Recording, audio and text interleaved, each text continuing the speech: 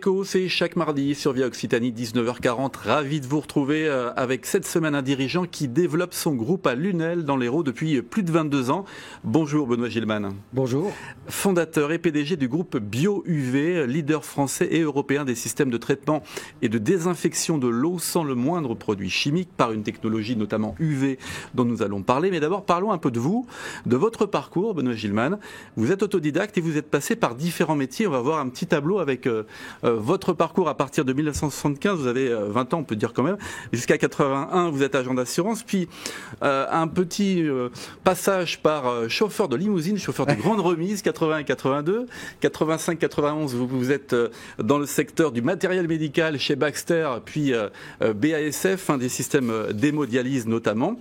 À partir de 91, vous restez dans ce domaine-là, patron France de la marque Tena pour un groupe suédois. À partir de 98, là, ça change, vous installez dans votre propre piscine un réacteur UV artisanal, vous nous expliquerez pourquoi. Et puis en mai 2000, le lancement de BioUV, c'est 2 ans plus tard, après un petit peu de travail j'imagine sur le système. Depuis 2010, vous êtes aussi vice-président du pôle de compétitivité Aquavalley, qui réunit 250 adhérents, des grandes entreprises, des ETI, des PME, des organismes de formation, principalement localisés en région Occitanie et Sud, donc Provence-Alpes-Côte d'Azur. Je le disais, vous êtes autodidacte, mais avant d'être agent d'assurance, dès l'âge de 18 ans, vous allez faire quelque chose du côté de Terre-Neuve. C'était quoi cette première expérience, 18 ans, 20 ans? Bravo pour votre résumé, vous êtes bien renseigné et c'est une remarquable concision. Effectivement, pendant 1 an, j'ai fait de la pêche à Terre-Neuve, sur des chalutiers de Saint-Malo. C'est une expérience humaine assez surprenante et assez particulière. Et oui, j'ai eu l'occasion de faire ça, sachant que, comme vous l'avez dit, je suis autodidacte, c'est-à-dire Bac-2, comme quoi tout est possible. Mais on a aussi besoin des Bac+10, donc il n'y a pas de problème avec ça. Et oui, la pêche à Terre-Neuve, c'est effectivement une expérience humainement assez particulière. Et c'est peut-être d'ailleurs ce qui résume le fil rouge d'une carrière de 50 années, qui n'est pas tout à fait finie d'ailleurs. Oui, l'humain. L'humain en premier. Parlez-nous de vos racines, Benoît Gilman. Quel est votre moteur, justement, depuis le début? C'est bien ça, c'est bien l'humain? Oui, je crois. J'ai eu une éducation catholique, comme d'autres ont eu une éducation voilà. Moitié alsacien, moitié... Après, j'ai envoyé ça balader un peu, mais j'ai toujours des bases.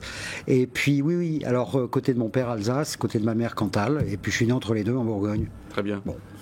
Bon, et vous cultivez quoi, justement, pendant toutes ces premières années d'expérience? On le voit dans différents secteurs, donc la pêche, on est dans l'humain, agent d'assurance. Ensuite, qu'est-ce qui vous fait avancer, justement, le fil rouge? C'est l'humain, on l'a dit, mais la façon de voir l'entrepreneuriat et la vie, quelle est-elle pour vous? Alors déjà, ma vie professionnelle, c'est une somme d'improbabilités. C'est-à-dire que j'ai suivi, il y a un fil, la ligne droite n'est pas toujours la plus courte, il y a un fil qui m'a toujours amené vers des professions qui ont un lien avec l'humain. Alors plutôt commercial, plutôt marketing, plutôt management. Je comprends assez bien la finance, mais c'était pas ça, etc. Donc si vous voulez, ce travail en équipe, ce travail où les uns et les autres s'enrichissent des uns et des autres, ça donne, on est plus intelligent à plusieurs. Alors à un moment donné, il faut trancher. Donc c'est vrai que ce côté entrepreneur m'a amené à avoir des responsabilités relativement importantes et m'a amené à avoir à décider in fine. Mais après avoir travaillé en collaboration, en confrontation, c'est pas le terme, mais de point de vue, etc. Et ça enrichit vraiment. Ça demande d'être hyper pragmatique aussi, pour avancer et pour changer de métier, pour justement toujours se tirer vers le haut. Alors je vous confirme que le bon sens paysan est très très très utile, en général et en particulier. Je dis toujours en rigolant, en fait j'aimerais fonder une chaire de bon sens paysan. En partant de la licence, en allant jusqu'au Master 2, mais surtout en alternance. Proposition au nouveau ministre de l'Éducation nationale et aussi voilà. pour l'enseignement supérieur. Un mot très rapide, l'épisode chauffeur de limousine. Alors là, le hasard complet, j'en avais marre un peu de mon agence d'assurance qui était... Bon, voilà, c'était une expérience de 7 années que j'avais commencé tôt, bref. Et puis, entre 2 jobs, on m'a proposé de faire ça. Alors, je l'ai fait par épisode pendant quelques mois. Et encore une expérience humaine assez sidérante. À un moment donné, vous êtes amené à véhiculer des gens de la famille royale d'Arabie Saoudite ou des gens très riches des États-Unis, ou voilà, tout ça à Paris ou à Cannes ou ailleurs. Bon, c'est marrant. Belle expérience aussi. C'est marrant, voilà. Et puis BioUV, tout part d'un système que vous testez chez vous pour remplacer le traitement au chlore de votre piscine. Ça paraît un démarrage un peu... improbable. Alors, j'ai une valeur qui s'est amplifiée au fil de ma vie, c'est l'environnement. C'est-à-dire tout ce qui est sur la nature, sur les animaux, sur le respect, alors que ce soit le respect de l'environnement. Avec un grand R, hein, ah oui. Dans tous les domaines. Le respect des hommes, de l'environnement, des animaux, enfin le respect vraiment dans toute son éthique et son ampleur. Et si vous voulez, en fait, ma fille faisait de l'eczéma. Donc quand je suis arrivé dans la région, puisque je suis arrivé qu'il y a 24 ans, je fais faire une piscine et puis chercher un système sans chlore. Et puis là, il y a un copain qui m'a dit, tiens, moi j'ai trouvé un gars dans son garage, il a fait un système, c'est ultraviolet, c'est génial, il n'y a pas de chlore, on met juste en plus des UV un petit peu de poudre d'oxygène actif, etc. Donc je l'ai mis sur ma piscine, ça a fonctionné. Alors c'était très artisanal, hein. Il s'est avéré d'ailleurs que celui qui l'avait conçu, il connaissait pas grand-chose. Donc après j'ai bordé la chose avec des partenariats. La région a été d'un grand secours, pas secours, mais d'une grande aide dans la vie de BioUV, et notamment à travers Transférer l'air qui est devenu ad hoc. On va voir justement l'évolution, le développement de BioUV dans ce tableau. Donc lancement axé sur le traitement des piscines privées sans chlore par UV à partir de 2000. Hein. Agrément 2004, c'est un moment important, on va en parler. Agrément du ministère de la Santé pour la déchloramination en piscine publique. Et puis 2013, lancement de Biosi, ces systèmes de traitement de l'eau des ballasts des bateaux. Ça aussi, c'est un développement très important et déterminant aussi pour le groupe. 2018, la certification américaine justement pour Biosi, hein, qui permet à tous ces bateaux qui sont équipés d'aller dans tous les ports du monde, et puis introduction en bourse en juillet 2018, 2019, acquisition de Triogène, voilà, et puis avec le chiffre d'affaires que vous voyez, puis l'acquisition de Corelex, c'est la dernière acquisition importante, une société de Muret en Haute-Garonne dont nous allons parler. Quelles sont les valeurs de BioUV? Est-ce qu'on peut mettre effectivement l'aspect environnemental au centre de vos activités? Alors totalement, parce que les 3 technologies, d'abord les UV qui est encore le cœur de l'origine. Donc les UV, c'est la plupart du temps un traitement, une désinfection sans chimie. Et le seul endroit où il y a de la chimie, c'est pour traiter les piscines publiques, puisque le chlore est obligatoire, mais on le diminue. Ensuite, l'ozone, pareil, c'est un traitement sans chimie. Et ensuite, l'électrolyse de sel, bien connu pour les gens qui ont une piscine, parce que c'est le système le plus employé. Ça limite énormément la chimie et donc le chlore. On voit toutes les applications, on va reparler de certaines applications de tout ce traitement UV. Je parlais des autorités de santé qui sont importantes aussi, il faut valider ces systèmes. La première certification, c'était 2004, et après, ça a continué. Alors, il y a tout un tas d'applications où il faut avoir des certifications. Bon, c'est à la fois une barrière à l'entrée, hein, mais des certifications, voire des agréments. Et donc, en France, par exemple, nous avons été les premiers en 2004 à avoir l'agrément pour la déchloramination, supprimer les effets secondaires du chlore. Ça a été accordé par le ministère de la Santé. Et effectivement, il faut produire un dossier avec des preuves, avec des tests in vivo, pour prouver l'efficacité. Donc ça s'appelle des agréments. Et c'est parfois assez complexe à obtenir. Et parfois, on se heurte à des interdictions, ou en tout cas d'une frilosité extrême de la part des autorités. Et je pense notamment actuellement à la réutilisation des eaux usées. Donc ça, c'est un élément important aussi c'est de totalement développement. Stratégique. Ouais, bien sûr. On est dans un effet ciseau que les comptables connaissent bien, ou les financiers connaissent bien. Vous avez de plus en plus de gens et de moins en moins d'eau. Donc il va bien falloir... Il y a un pourcentage très faible de l'eau utilisable sur Terre, il faut le dire. Hein, quand même. Alors, c'est 4 sur 100% d'eau, 97% n'est pas utilisable. C'est les salés, c'est les océans et les mers. Donc les 3% restants, c'est 70% de l'agriculture et de l'élevage, 70% des 3%. 20% l'industrie, tous les objets qui nous entourent sont faits à base d'eau, enfin presque tous les objets, et puis 10% pour nous, pauvres humains. Donc si on ne réutilise pas l'eau usée que l'on sait parfaitement traiter, à destination de l'irrigation, de l'élevage. Vous vous rendez compte qu'on lave le trottoir et les voitures avec de l'eau potable. Donc si vous voulez, là, ça fait partie d'un de mes combats, d'une de mes passions, de dire mais ouvrons le sujet. Or en France... Et l'investissement massif aussi dans ce domaine-là. C'est même pas forcément un problème d'investissement. C'est juste un problème de régulation, d'autorisation. Aujourd'hui, il faut une extension préfectorale, il faut une autorisation préfectorale pour faire des pilotes, etc.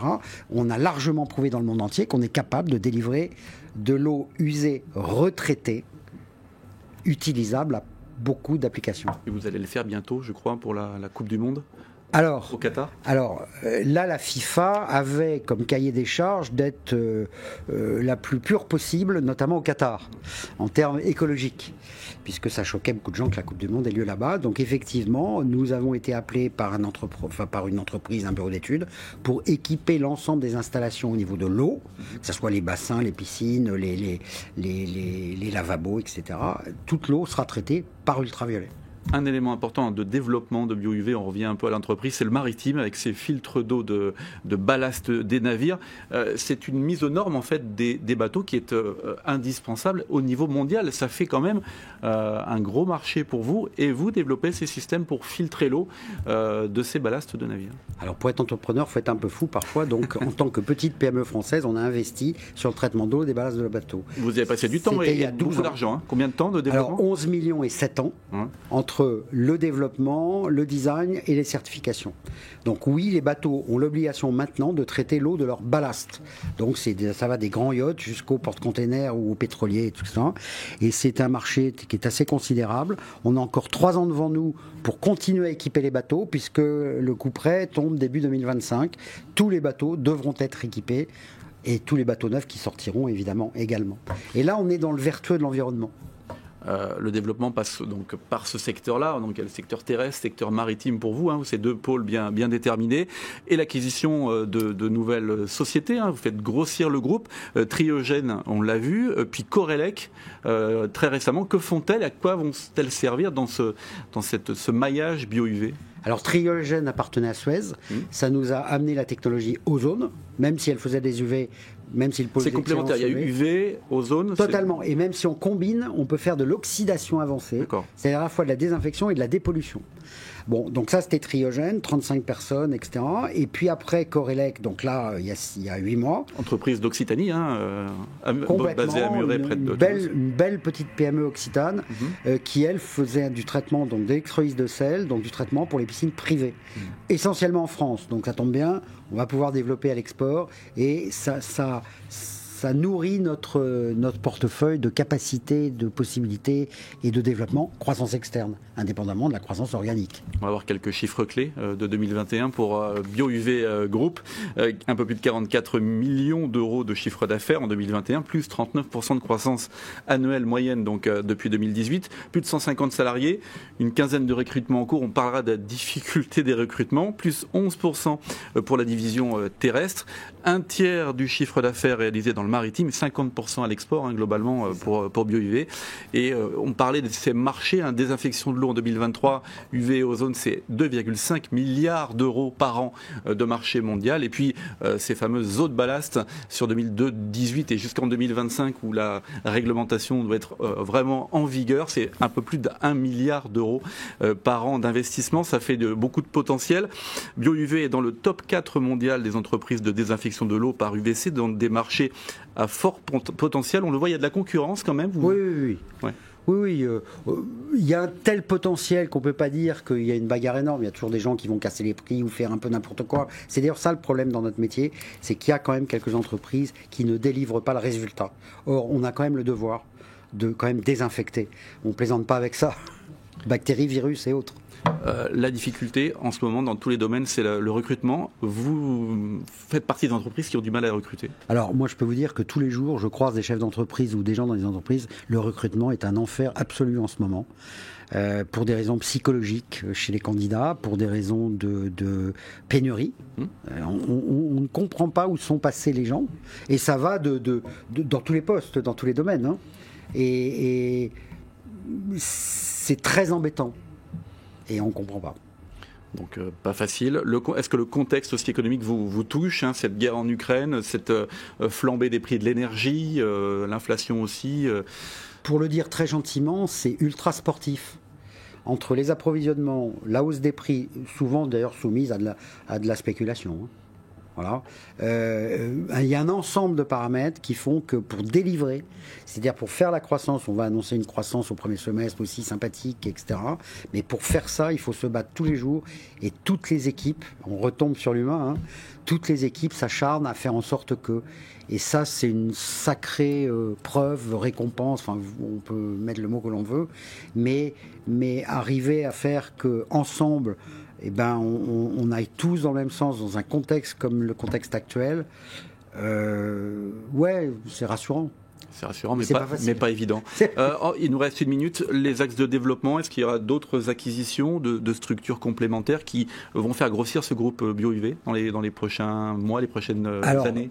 Très clairement, d'abord, je ne peux pas dire beaucoup parce qu'on est coté en bourse, donc j'ai un devoir de réserve. Oui, d'abord, l'organique reste bien entendu plus que jamais au goût du jour. Mais oui, on regarde des potentialités. Il n'y a rien de très avancé, mais on regarde des potentialités de croissance externe. Y compris à l'étranger. On a envie de revenir aux États-Unis, par exemple. Oui, vous avez passé 10 ans pour développer filiale, justement. On a une filiale 10 ans là-bas et il faut savoir que 60% du marché des piscines est aux États-Unis. Et on a vu que ces marchés-là, pour les eaux de ballast, pour la filtration, aussi de l'eau potable, c'est un vrai enjeu. Oui. Ah oui, la désinfection, ça reste dans tous les domaines extrêmement clé. Bon. Et là où la dernière chose, c'est la surprise que l'on a, c'est de voir qu'il y a aussi peu de fonds qui aujourd'hui investissent dans l'eau. Alors que l'eau, on ne peut pas s'en passer. On vous fera revenir pour en parler. Merci en tout cas d'être venu sur ce plateau pour cette belle histoire que vous nous avez racontée dans Via Éco. On va se retrouver la semaine prochaine pour un nouveau numéro de Via Éco. C'est sur Via Occitanie. Très bonne semaine. Merci.